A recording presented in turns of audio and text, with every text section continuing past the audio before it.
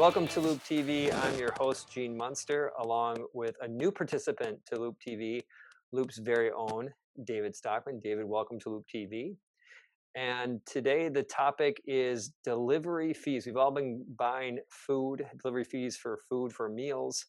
This is around Grubhub, DoorDash, and Uber Eats specifically, and just ultimately what you're paying. And the quick catalyst to doing this work, David doing his work, was I was purchasing an order on DoorDash, and just seemed like a expensive order. I was surprised at the pricing, and then I went direct to the website of the restaurant and found that the prices for the same item were about 20% less than what they were showing up in DoorDash. So enter David to try to get to the bottom of this. It's just some quick background on food delivery. Not surprising, the past year has been a good year for food delivery. In 2019, DoorDash deliveries are up about 205%, accelerated off of a big number in 2020, up around 225. We estimate there are about 700 deliveries in 2020, so about a couple deliveries per each person. And as a final reminder is DoorDash has about 50% share in the US, and then we go Uber Eats at about 25 and Grubhub around 15. Real rough numbers, but you get the sense about lay of the land here. And let's bring in our nuclear scientist here. David, you got tasked with trying to get to the bottom of this. Before we talk about your results, maybe just a little bit about the methodology on the study that you did. Yeah, the methodology was simple. We looked at a basket of 10 identical orders across these three platforms using the same delivery address in Minneapolis. And we tallied all the fees that came along with each order. We should say, too, this did not include tipping. And most of the delivery platforms will give a default tip of 15 to 20%. While you can opt out as a consumer, we think many of them do tip. Got it. And those tips are calculated on the price of the food, or what's the calculation on those tips? So that's the thing, is the tips are calculated on the total order value, not the subtotal. So it's essentially a tip upon a tip. After these delivery platforms tack on your service fee, regulation fee, then the tip is applied to the total order.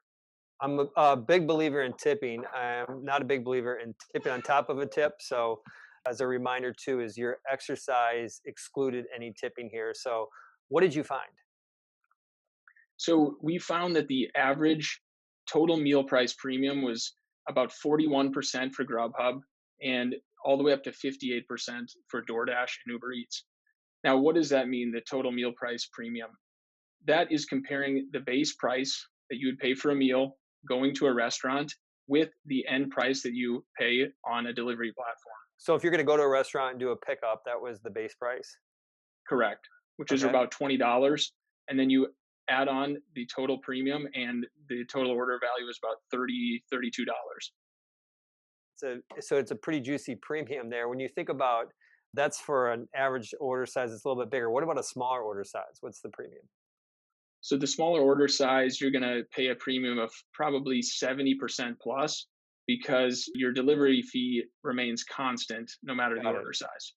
So I suspect there's a behavior where people probably buy things that they don't want to try to get up to those minimum thresholds, for sure. Yeah, that's correct. Because you have about a $10 minimum purchase order. And so usually you're going to probably add on an extra, thing of fries or a drink to reach that minimum purchase Nothing order. wrong with that. Maybe there's some good comfort food that get into our homes because of those minimums. So that was number one. Is it's expensive. Any other takeaways? So the second one that we found was there's some hidden fees, you could call it, and inconsistency in pricing across the platforms. For example, the service fee ranged from anywhere from 10% all the way up to 19%, depending on the restaurant. So if you order from McDonald's, it carried usually a 10 to 11% service fee, whereas Taco Bell, for example, was a 19% service fee. Not to mention, there's also a regulation fee that DoorDash and Uber Eats are charging. Usually it's a dollar 50 per order.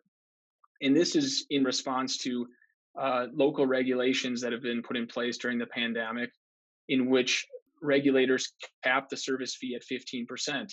because they believe there's some price gouging going on. And so it appears DoorDash and Uber Eats, this is a bit of a back way to work around that and increase their total order values. It's just their workaround, and I've seen kind of stuff at the bottom of checkout. There's a bunch of items I don't really look at them. I suspect they're all there, but you just kind of gloss over them. Yeah, yep. They'll list the fees, but you have to click that little icon to read more information to know what's going on. Got it. Anything more on the fee structure inconsistencies? We talked earlier about the one that I picked up by going direct versus indirect, different pricing. That is just, I'm at a little bit of a loss here. Different menus for whether you go direct or not direct. But anything Yes, yeah, else? that's the initial markup premium, and what we found is it's usually about 18%, and so restaurants, we believe, increase the prices that they charge when listing their menu items on these platforms because, of course, these restaurants pay usually a 15 to Gotcha. 20% take rate to DoorDash or Uber Eats. And so to compensate for that, they're going to increase the base price of their meals.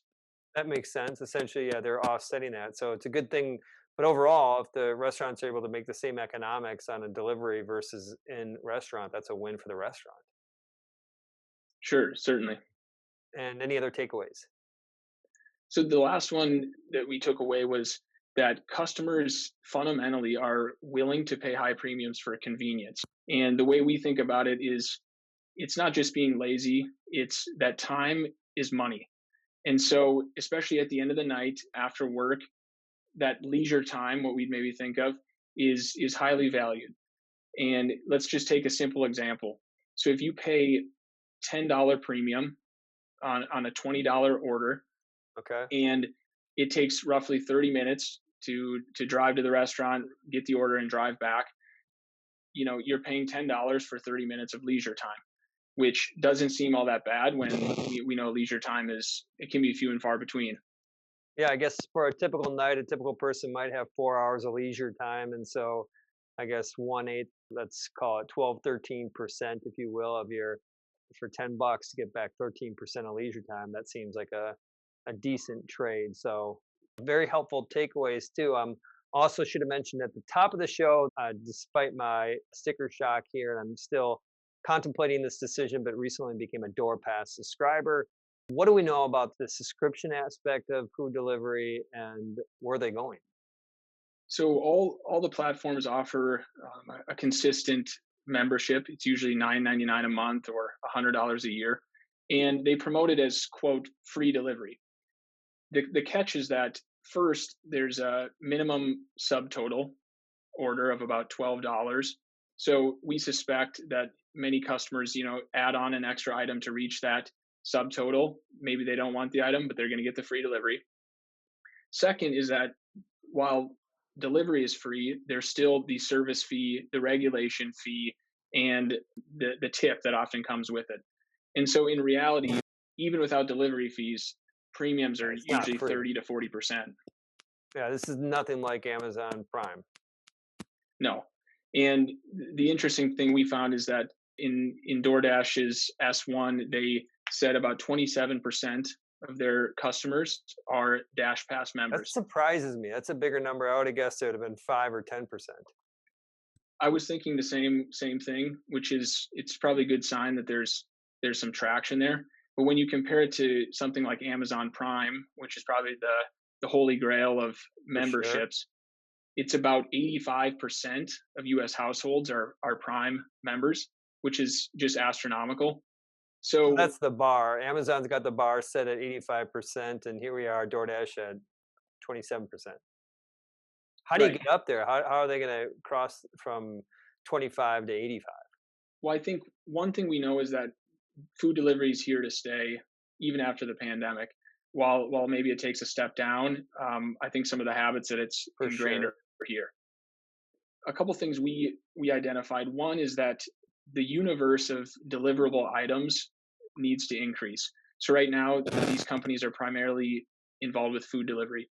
In the future, if they can incorporate basic grocery delivery, alcohol, basic household essentials, this increases the possibility of deliveries, which can turn occasional users into Right. regular users and increase that value proposition. Sense. And then the big thing is just that fees over time have to come down. The beauty of Prime is that you don't feel like you're getting nickeled and dimed. You can buy a bag of coffee for $5 and you still qualify for free delivery. So We over time, that minimum purchase order needs to come down, maybe be removed completely. So for this really to go mainstream, Amazon Prime, like, there needs some overhaul the delivery subscriptions. Certainly, there's definitely work to be done. Might be too early to tell, but the more I think about it, the more exciting the possibility is to build out some of these, Like, a wider selection of items and bring down delivery times and fees. makes a ton of sense.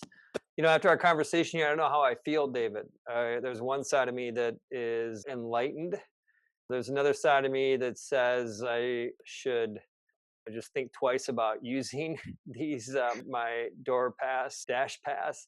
Either way, I'm going to keep everyone up to date. Actually, I'll just keep you up to date, David, about what I do with it. But I'm more informed thanks to you and your hard work. On behalf of David and his insights, and myself, Gene, and Loop TV, bye for now.